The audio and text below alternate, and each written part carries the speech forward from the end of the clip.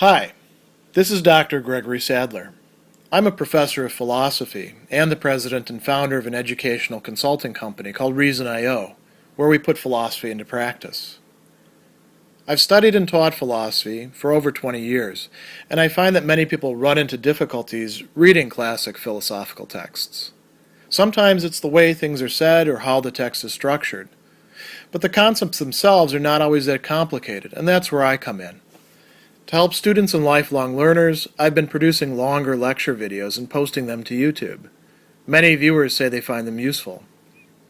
What you're currently watching is part of a new series of shorter videos, each of them focused on one core concept from an important philosophical text. I hope you find it useful as well.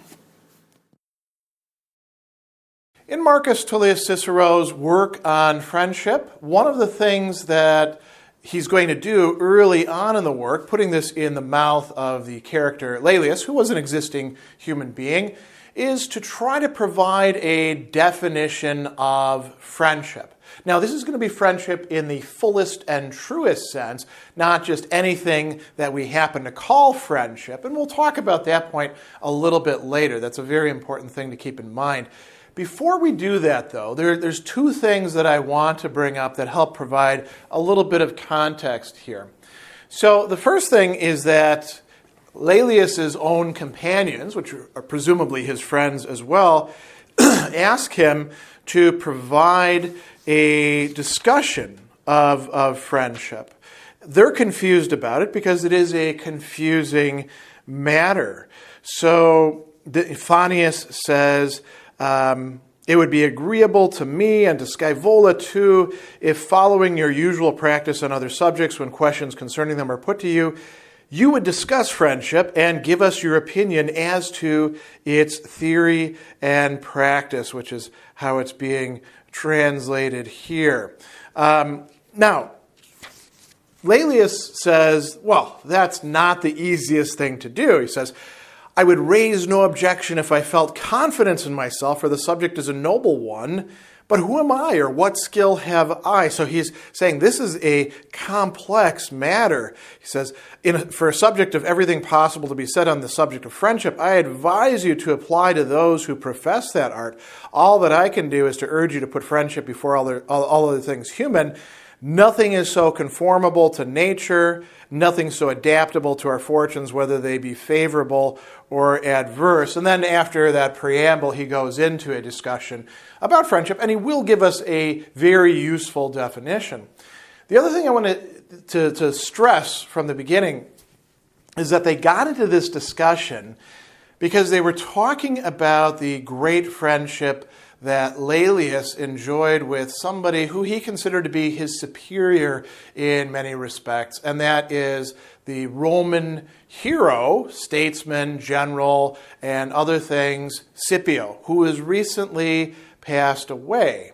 And so we have a model here early on, as well as other people being discussed, for what these friendships would look like. This isn't a purely abstract discussion.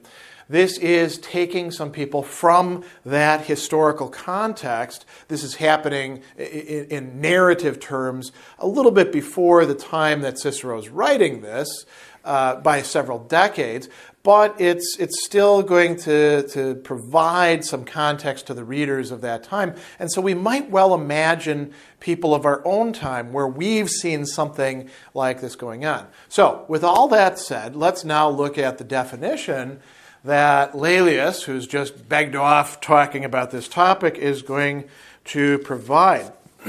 So this is at the beginning of chapter 6. He tells us that friendship is nothing else than an accord in all things, human and divine, conjoined with mutual goodwill and affection. So we should look at each of those parts in turn. So it's nothing other than an accord, or we could translate this in other ways. The Latin for it is consensio. And whenever you have this con, that means a sort of togetherness. Sensio is coming from sentire, to have an understanding of, to perceive. And so friends have a kind of accord or agreement, or they see things the same way. We often say people are on the same page. This is central not just to Cicero's conception of genuine friendship, but to earlier conceptions of friendship as well, including that of Aristotle, to whom you can see this theory of friendship clearly indebted. And by Aristotle, I mean the discussions in Nicomachean Ethics, books 8 and 9, and the corresponding discussions in the Eudemian Ethics. So an accord, an agreement, we might even go further and say harmony or concord, in all things, human and divine. So according to this, this wouldn't just be about beliefs, this would also be about actions. We could think about divine. In the time of Cicero, of course, this has to do with the understanding of traditional Roman religion, but also perhaps philosophical conceptions of the gods that are less anthropomorphic. And so Cicero is saying when it comes to these transcendent matters, what's really best in life, what is, responsible for the world being the way that it is, whether there are gods or not, there has to be a kind of agreement. And then also in matters human. This doesn't mean that everybody has to have exactly the same, ideas about table setting or the same tastes in music or the same Netflix queue or anything like that. But there has to be some sort of basic commonality where the people are on the same page. So, what would be some examples of things that could disrupt that? Well, if one person is into snuff porn and the other person isn't, that is going to be a deal breaker, right? There isn't going to be a friendship there. Actually, Cicero would probably say people who are into that sort of thing, not going to be good friends no matter what. They've got other problems going on. But we could think about all sorts of other, less ridiculous examples, how one ought to spend or acquire money, child rearing, politics, all of these sorts of things can bring people together or separate them. And the accord could not just be perhaps about the content itself, but also about how people discuss it. Quite often, relationships will break down when there is a lack of agreement about what's actually going on when people disagree with each other. And if that happens often enough, that can damage what he's calling friendship here. Now, he also says that there's two other things involved here, and these are really important terms as well. Conjoined with is just a translation of cum in Latin, meaning with. So the conjoined is a little bit aspirational, but you don't have to worry about that too much. Mutual goodwill, benevolentia.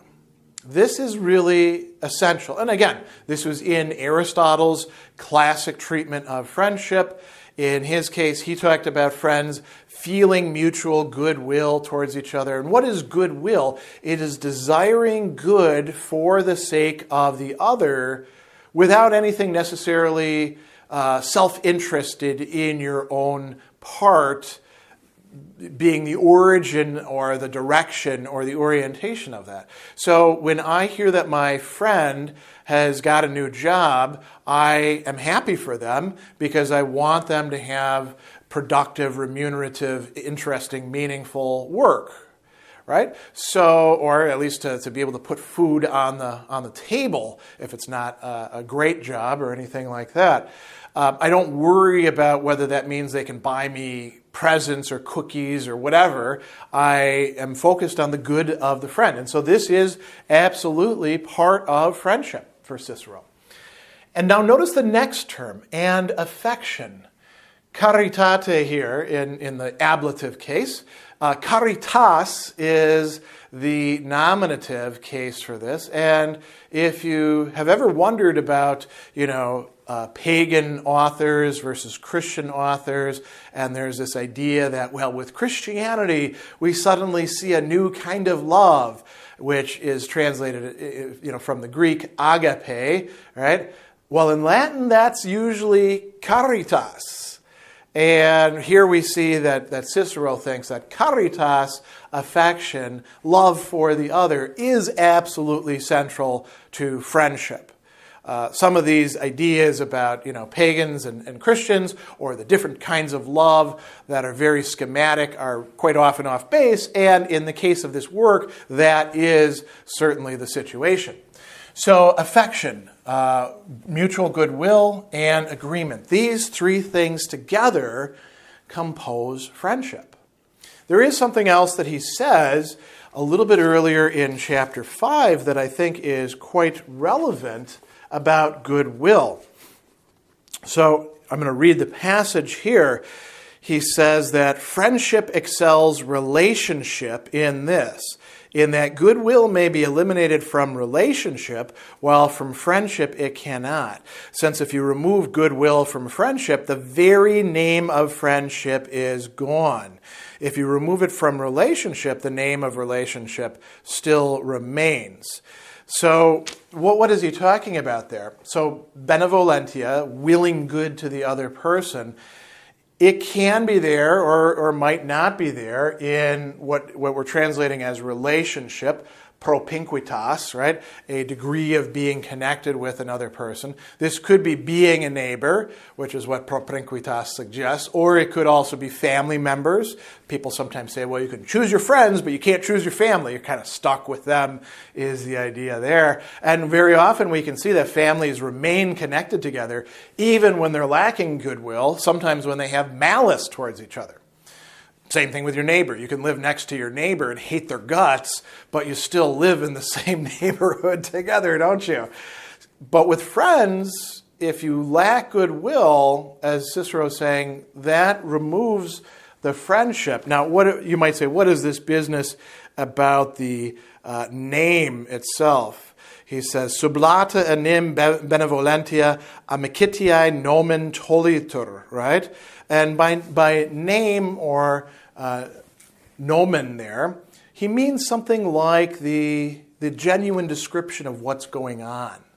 So when we take goodwill out of friendship, we don't really have friendship anymore. Another thing that he tells us that's quite interesting is that friendship is quite possibly the best thing given to human beings. Now again, friendship, when it has these three interpenetrating elements to it: accord, mutual goodwill, and affection. Friendship in the sense of just being plain old friends with somebody because you knew them from high school and you correspond on Facebook every once in a while and like their posts, not so much, right? That's not that big of a deal. But a really good friendship and a really good friend in that friendship are among the best things that we can enjoy. Now, I want to specify as we bring this to a close that Cicero tells us this has to do not with every kind of friendship, but with what he calls pure and complete, in Latin perfecta, brought to its complete fulfillment, or you could say not having any sort of blemish. So pure and complete friendship, not the ordinary friendships that we often have in mind. He says that there's a lot of things that pass as friendship and get called friendship that aren't actually such.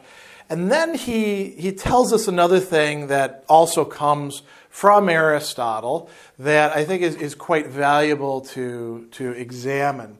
He tells us that the true friend is actually a kind of image of the self.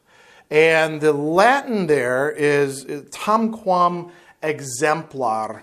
Tamquam is sort of a, de-intensification. It tells you, well, sort of. It's not exactly an image of the self. Exemplum, right? A copy or something like that. But it's quite similar to that. And so it's interesting here, too. It's natural to read it as the friend being an image of oneself. Cicero uses the term sui in there in the Latin. And he says, whoever looks upon, intuitur, right? The friend looks upon a certain image of the self, of oneself. But we could also think about it this way. And so here's a suggestion that goes a little bit beyond the text. when one looks upon the friend in friendship, in these important dimensions of benevolentia and caritas, right?